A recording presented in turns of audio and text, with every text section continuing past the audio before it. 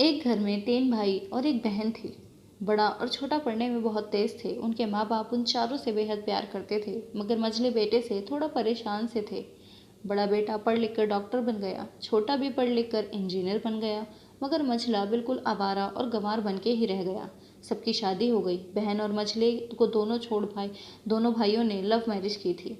बहन की भी शादी अच्छे घराने में हुई थी। आखिर भाई सब डॉक्टर इंजीनियर जो थे। अब मजले को कोई लड़की नहीं मिल रही थी। बाप भी परेशान, माँ भी। बहन जब भी मायके आती सबसे पहले छोटे भाई और बड़े भैया से मिलती, मगर मजले से कम ही मिलती थी, क्योंकि वह ना तो कुछ दे सकता था और ना ही वह जल्दी घर पे मिलता था।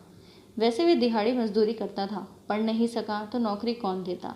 मजले की शादी किए बिना बाप गुजर गए। माँ ने सोचा कहीं अब बंटवारे की बात ना निकले, इसलिए अपने ही गांव की एक सीधी सादी लड़की से मजले की शादी करवा दी। शादी होते ही न जाने क्या हुआ कि मजला बड़े लगन से काम करने लगा। दोस्तों ने कहा, ए चंदू, आज अड्डे पे आना। चंदू, आज नहीं फिर कभी। दोस्त, अरे तू शादी के बाद तो जैसे बीवी का गुलाम ही हो गया। चंदू, अरे ऐसी बात नहीं, कल मैं अकेला एक पेट था तो अपनी रोटी के हिस्से कमा लेता था, अब 2 पेट हैं आज, कल और होगा। घर वाले नालायक कहते हैं मेरे लिए चलता है, मगर मेरी पत्नी मुझे कभी नालायक कहे तो मेरी मर्दानगी पर एक भद्दा गाली है, क्योंकि एक पत्नी के लिए उसका पति, उसका घमंड, इज्जत और उम्मीद होता है। उसके घर वालों ने भी तो मुझ पर भरोसा करके ही तो अपनी बेटी दी होगी, फिर उनका भरोसा कैसे तोड़ सकता हूँ। कॉलेज में नौकरी की डिग्री मिलती है और ऐसे संस्कार माँ बाप से मिलते हैं। इधर घर पे बड़ा और छोटा भाई और उनकी पत्नियां मिलकर आपस में फैसला करते हैं कि जायदाद का बंटवारा हो जाए, क्योंकि हम दोनों लाखों कमाते हैं, मगर मझला ना के बराबर कमाता है। ऐसा नहीं होगा। माँ के लाख मना करने पर भी बंटवारे की तारीख तय होती है। बहन भी आ जाती है, मगर चंदू है कि काम पे निकलने के लिए बाहर आता है।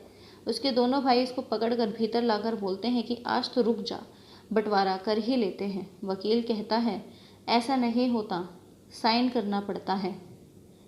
चंदू, तुम लोग बंटवारा करो, मेरे हिस्से में जो देना है दे देना, मैं शाम को आकर अपना बड़ा सा अंगूठा चिपका दूंगा पेपर पर। बहन, अरे बेवकूफ़, तू गंवार का गंवार ही रहेगा। तेरी किस्मत अच्छी है कि तू इतने अच्छे भाई और भाभी मिले हैं। माँ, अरे चंदू, आज तो रुक जा। बंटवारे में कुल 10 बीघा ज़मीन में दोनों भाई 5-5 रख लेते हैं और चंदू को पुश्तैनी घर छोड़ देते हैं। तभी चंदू जोर से चिल्लाता है, अरे फिर हमारी छुटकी का हिस्सा कौन सा है। दोनों भाई हंसकर बोलते हैं, अरे मूर्ख, बंटवारा भाइयों में होता है और बहनों के हिस्से में सिर्फ उसका मायका ही है। चंदू, ओह, शायद पढ़ा लिखा ना होना भी मूर्खता ही है। ठीक है, आप दोनों ऐसा करो, मेरे हिस्से की वसीयत मेरी बहन छुटकी के नाम कर दो। दोनों भाई चकित होकर बोलते हैं, और तू। चंदू माँ की ओर देख के मुस्कुरा के बोलता है, मेरे हिस्से में माँ है ना। फिर अपनी बीवी की ओर देखकर बोलता है, क्यों चंदूनी जी, क्या मैंने गलत कहा। चंदूनी अपनी सास से रिपट कर कहती है, इससे बड़ी वसीयत क्या होगी मेरे लिए कि मुझे माँ जैसी सासू मिले और बाप जैसा ख्याल रखने वाला पति। बस यही शब्द थे जो बंटवारे को सन्नाटे में बदल दिए। बहन दौड़कर अपने गंवार भाई से गले रख कर रोते हुए कहती है कि माफ़ कर दो भैया मुझे, क्योंकि मैं समझ न सकी आपको। चंदू, इस घर में तेरा भी उतना ही अधिकार है जितना हम सभी का। बहुओं को जलाने की हिम्मत किसी में नहीं, मगर फिर भी जलाई जाती है, क्योंकि शादी के बाद हर भाई हर बाप उसे पराया समझने लगते हैं।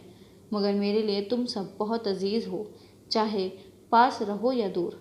माँ का चुनाव मैंने इसलिए किया ताकि तुम सब हमेशा मुझे याद आओ, क्योंकि ये वही कोख है जहाँ हमने साथ साथ 9-9 महीने गुजारे। माँ के साथ तुम्हारी यादों को भी मैं रख रहा हूँ। दोनों भाई दौड़कर मजले से गले मिलकर रोते रोते कहते हैं, आज तो तू सचमुच का बाबा लग रहा है। सबकी पलकों में पानी ही पानी था। अब सब एक साथ खुशी खुशी रहने लगते हैं। तो कैसी लगी आप सभी को ये कहानी, कमेंट में ज़रूर बताएं। कहानी अच्छी लगी हो तो वीडियो को लाइक कीजिए और ऐसी ही और भी कहानियों के लिए चैनल को सब्सक्राइब ज़रूर कीजिए। धन्यवाद।